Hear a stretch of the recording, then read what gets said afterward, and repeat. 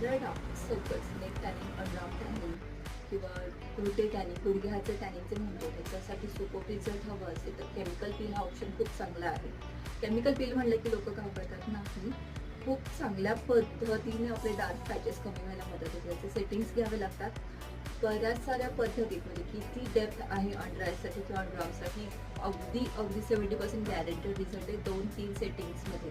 तर नक्की विचार करू शकता. ह्याच्याबद्दलचं कन्सल्टेशन हवं असेल तर तुम्ही माझ्या व्हॉट्सअपच्या नंबरवरती नक्की कॉन्टॅक्ट करू शकता. थँक्यू.